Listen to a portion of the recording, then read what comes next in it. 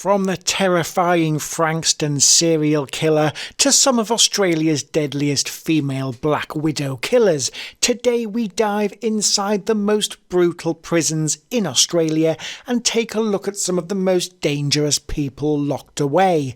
Welcome to the 19 most dangerous prisoners locked up in Australia's prison system.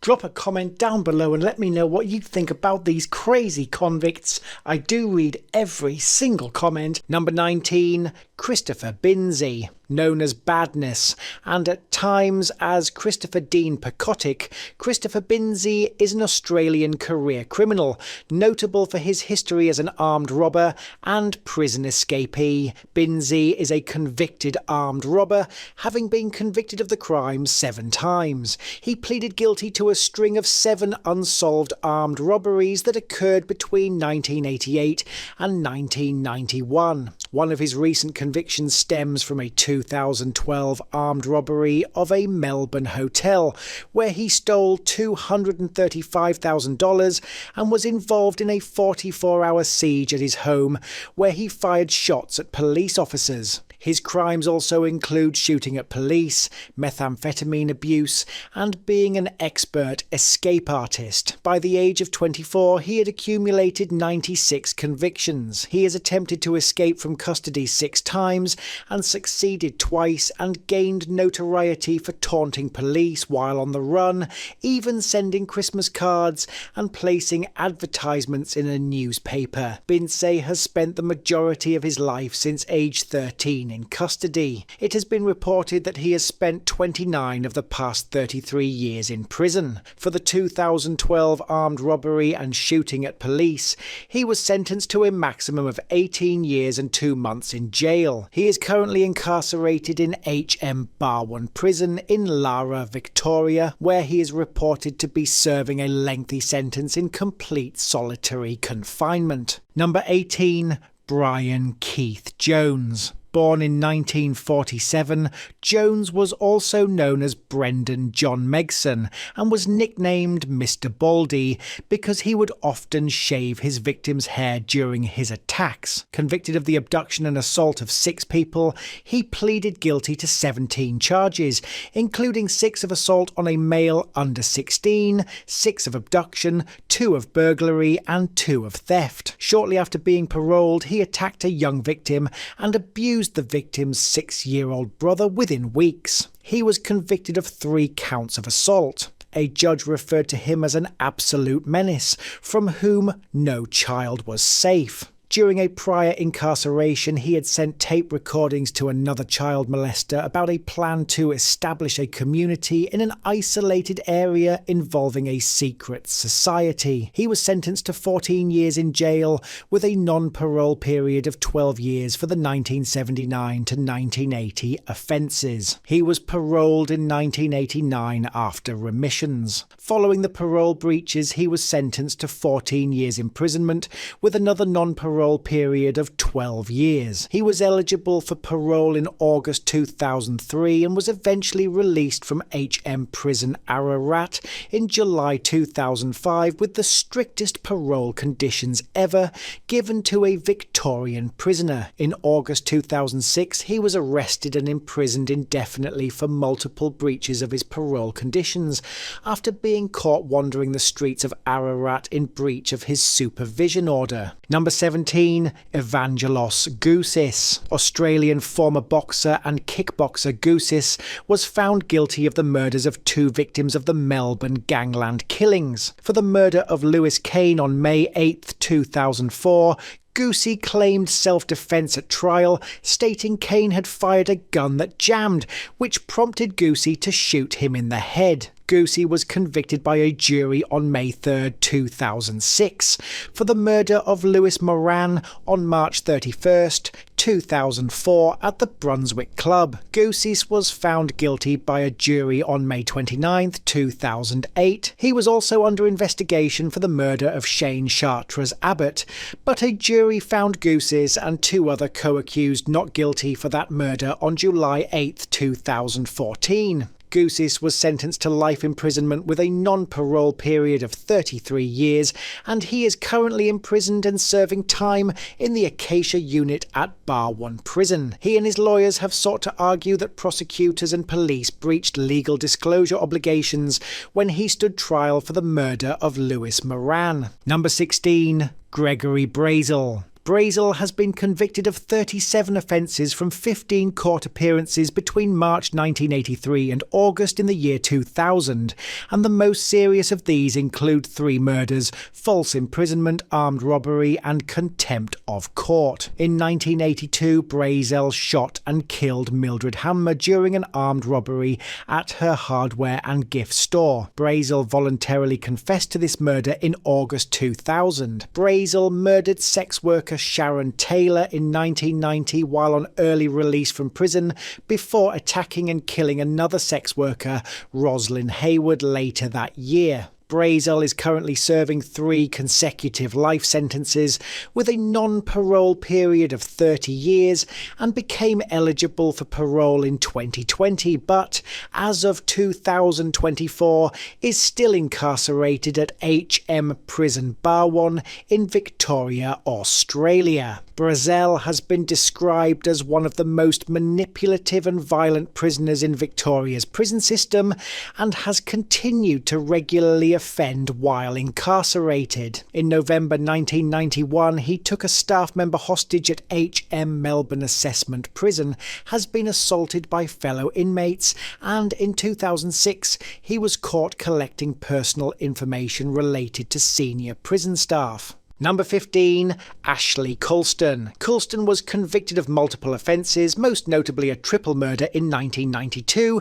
and earlier crimes that occurred throughout his life. On April 19, 1971, at the age of 14, Colston abducted 2 female school teachers, Helinka Watson and Carol Scott, at gunpoint with a .22 rifle. He planned the abduction in advance, kept the teachers under surveillance, stole money, and forced them to drive him interstate towards Sydney. On July 29, 1992 in Burwood, Colston murdered 3 people, Kerrin Henstridge, Anne Smurden and Peter Dempsey. The victims were hogtied using cable ties and shot execution style in the back of the head with a sawn-off .22 rifle fitted with a homemade silencer. On September 1st, 1992 in Inner Melbourne, Colston attempted to abduct a couple on St Kilda Road using the same weapon and cable ties from the earlier murders. He took money from the couple, but the male victim overpowered him,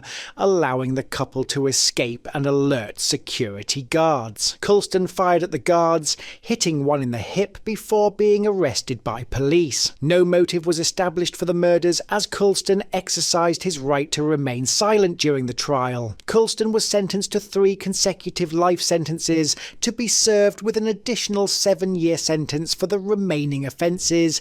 He is detained at HM Prison Bar 1. Number 14. Bandali Debs. Bandali Debs was convicted of 4 murders that took place between 1995 and 1998 and was also convicted of armed robbery. His murder of Donna Ann Hicks occurred in April 1995 in New South Wales, and he was linked through DNA analysis and was convicted of her murder on December 12, 2011. The murder of Christy Mary Harty occurred in June 1997 after she had met with Debs and the 2 drove to a secluded track. DNA evidence again matched Debs. 2 Victoria police officers were shot and killed in Moorabbin, Victoria on August 16, 1998 while conducting surveillance as part of an armed robbery investigation, and Debs was convicted of both murders in February 2003. He was noted for recruiting young individuals, including his daughter's boyfriend, to assist him in a series of armed robberies. He and his accomplice would point loaded weapons at customers and staff, force them to lie face down,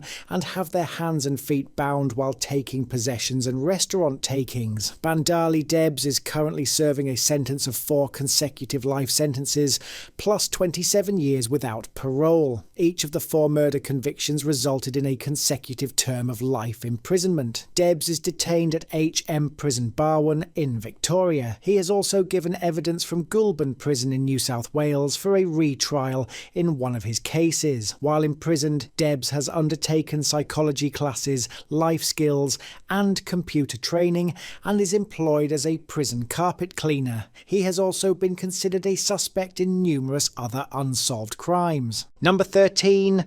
Dante Arthurs. On June 26, 2006, Arthurs, an employee at the Livingston Shopping Centre in Canning Vale, Western Australia, abducted 8-year-old Sophia Rodriguez Urrutia Shue, who was shopping with her family. Arthurs followed her and grabbed her after she left the female toilets, dragging her into a nearby disabled toilet cubicle and locking the door before attacking her. In November 7th, 2007, Arthurs was sentenced to life imprisonment with a non-parole period of 13 years for the murder of Sophia Rodriguez Urrutia Shue. He was also sentenced to 2 years for the unlawful detention charge. As of June 2023, Arthurs is imprisoned in Casuarina Prison and has been warned by Justice McKechnie that he may never be released and has no entitlement to release, merely an entitlement to consideration for release.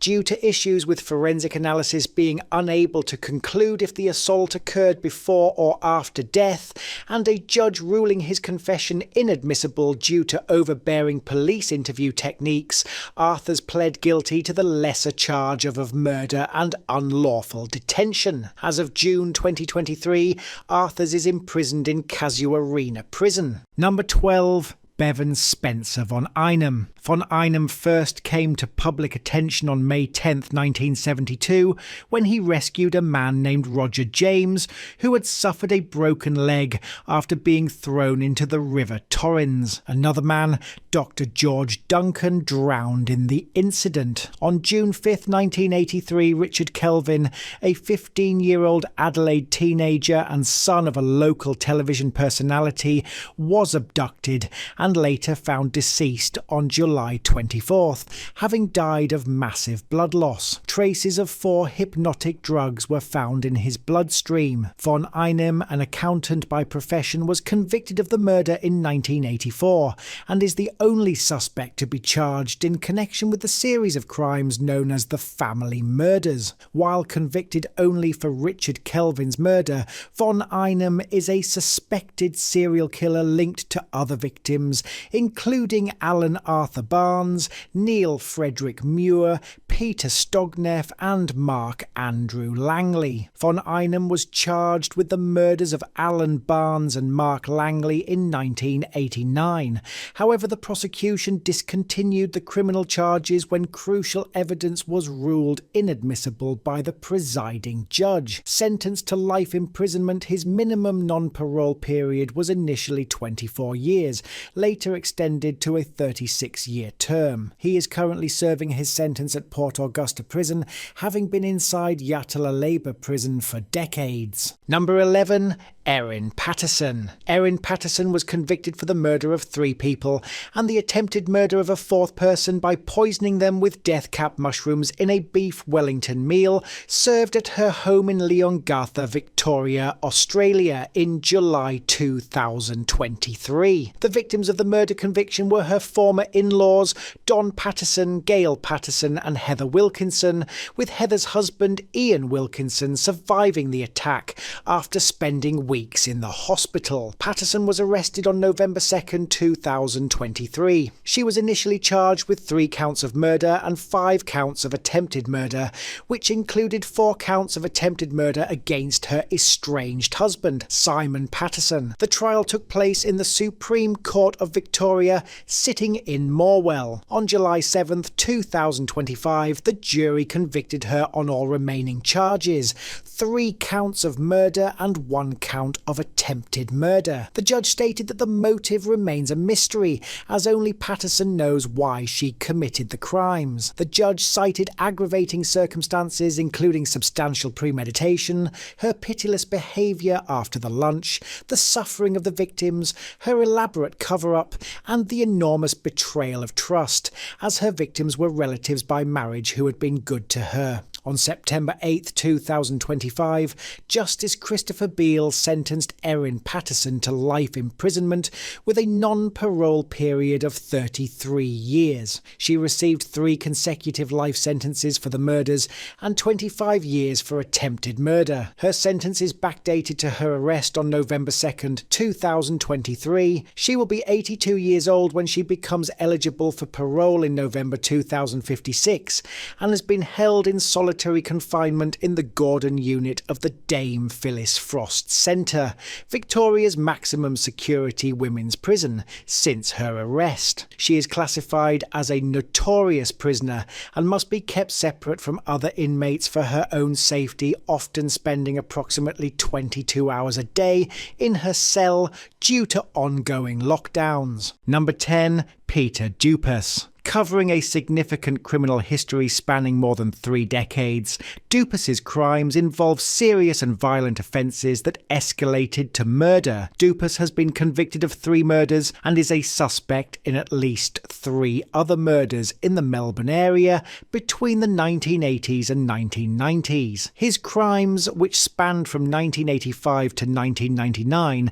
have been described as particularly gruesome. He was convicted of the stabbing murder of Margaret Maher in 1997, for the murder of Mersina Halvagis that same year, and Nicole Patterson in 1999. His earlier criminal history dating back to 1972 includes 9 years imprisonment for breaking into a woman's home in 1974 and stabbing a next-door neighbour in the face, neck and hand after requesting to borrow a knife. In 1994, less than 2 years after a release, he was arrested for false imprisonment after following a woman at a toilet block while wearing a hood and armed with a knife. Peter Dupas is currently serving 3 life sentences without the possibility of parole for his murder convictions and is primarily considered a serious habitual offender. Number 9. Michelle Burgess. Often referred to as one of the country's most infamous Black Widows, Michelle Burgess was convicted of murder after plotting to eliminate both her husband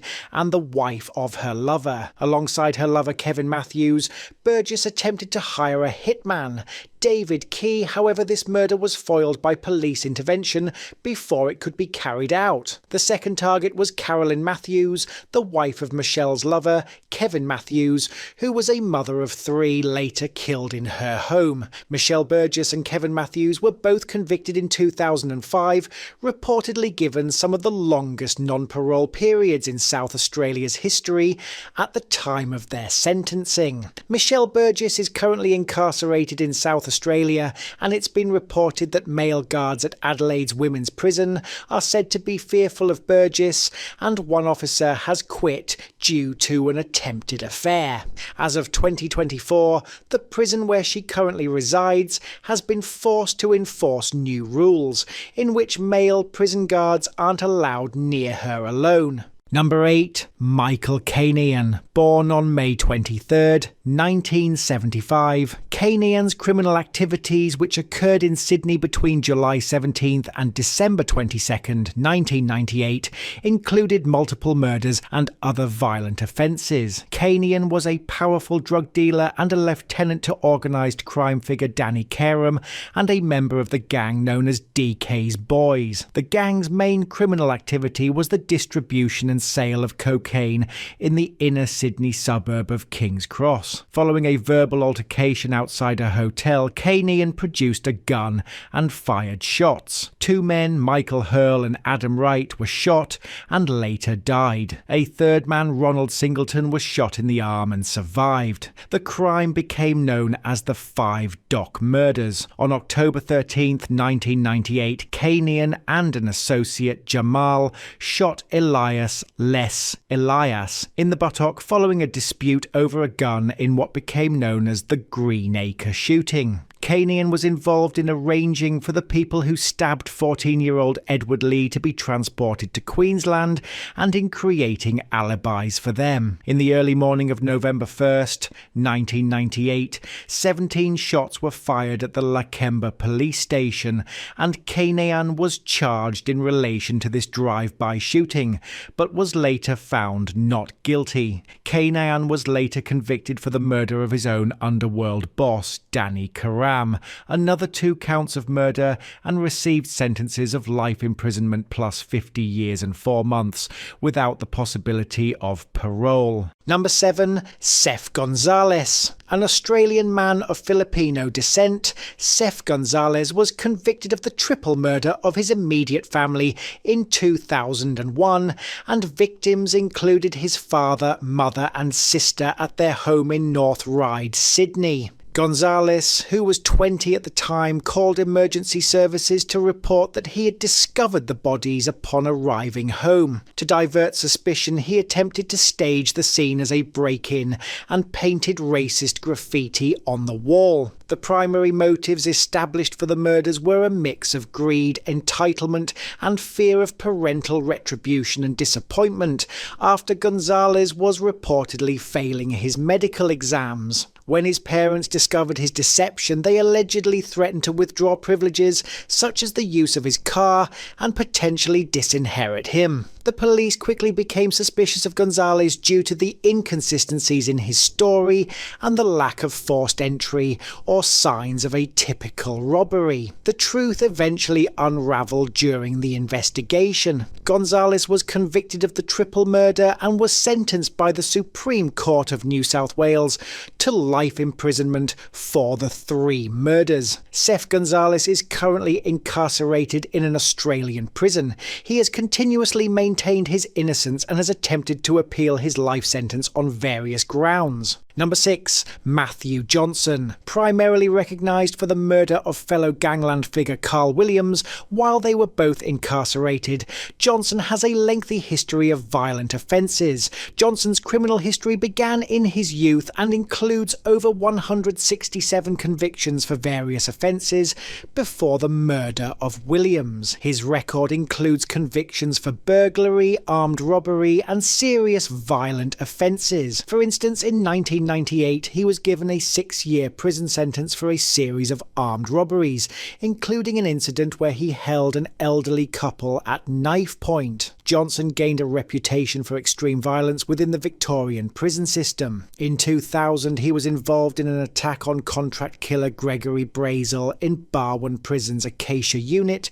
for which he was later convicted of seriously injuring the victim using the stem of a bike seat and other weapons. The crime Johnson is most known for is the murder of high-profile drug dealer and multiple killer Carl Williams on April 19, 2010. Johnson murdered Williams inside the maximum security Acacia unit of HM Prison Barwon, where they were both inmates. He approached Williams from behind while the latter was reading a newspaper. During his trial, Johnson claimed the killing was an act of self-defense, asserting that Williams planned to attack him with billiard balls inside a sock. However, the sentencing judge rejected this claim as fanciful. He was sentenced to life imprisonment with a non-parole period of 32 years for the murder of Williams. This sentence was added to his existing 16-year prison term, meaning he would have to serve a total of 32 years before being eligible for parole consideration. Johnson remains incarcerated at HM Prison Barwon in Victoria, Australia.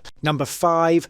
Bradley Robert Edwards. Edwards was a former Telstra technician and a predator who targeted young women in Perth, Western Australia. Edwards was charged with the willful murder of 3 women who disappeared from the Claremont Entertainment District, including Jane Rimmer, Sierra Glennon and Sarah Spears, in what became known as the Claremont serial killings. In addition to the murders, Edwards pleaded guilty to 2 other non-fatal sexually motivated motivated attacks that proved crucial in his arrest and conviction. Evidence linked Edwards' job as a Telstra technician to the murders, including him driving a white VS Holden Commodore station wagon, and fibre evidence. Edwards was arrested in December 2016. His lengthy judge-alone trial in the Western Australia Supreme Court ran from November 2019 to June 2020. He was found guilty of the murders of Jane Rimmer and Ciara Glennon